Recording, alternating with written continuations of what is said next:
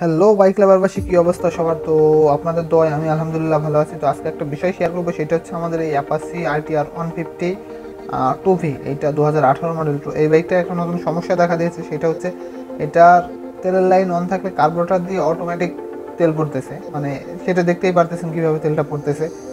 এখন এটা অনেকের সাথে ঘটে থাকে, কিন্তু এটা এই সমস্যাটা সমাধান করার সহজ একটা উপায় আছে, সেটা আপনাদের আজকে দেখানোর চেষ্টা করব।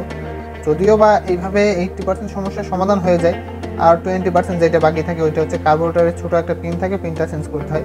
তো আজকে যেভাবে মানে 80% ক্ষেত্রে যেইভাবে ঠিক হয়ে যায় ওই বিষয়টাই দেখাবো। তো প্রথমত কার্বোরেটরের নিচে দেখবেন যে ছোটো একটা নাট আছে, নাটটা টোটালি লুজ করে দিলে এটার ওভারের যে তেলটা থাকে ওই তেলটাই বেশিরভাগ সময় পড়তে থাকে। তো ওইটা লুজ করে দিলে ওভারের তেল টোটালি বাইরে বের হয়ে চলে আসে। তো নাটটা লুজ করে দিলে টোটালি সমস্যাটা সমাধান হয়ে যায়। নাটটা লুজ করার পরে অবশ্যই নাট লুজ করার আগে তেলের লাইনটা অফ করে নেবেন, তাহলে তেল পড়তে থাকবে না। তো শুধুমাত্র কার্বোরেটরের ওভারে যে তেলটুকু না থাকবে অতটুকু তেলই পড়বে। তো তারপরে তেলের যে পাইপটা থাকে পাইপটা খুলে একটু ফুলিয়ে নেবেন।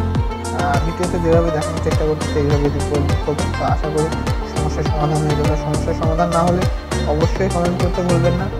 আর যদি কেউ এই ধরনের সমস্যার ফেস করে থাকেন বা সমস্যার সমাধান করে থাকেন, তো অবশ্যই আমাদেরকে জানাবেন। তো আপনার কমেন্টের বা আপনার মেসেজের অপেক্ষায় থাকলাম। ধন্যবাদ সবাইকে।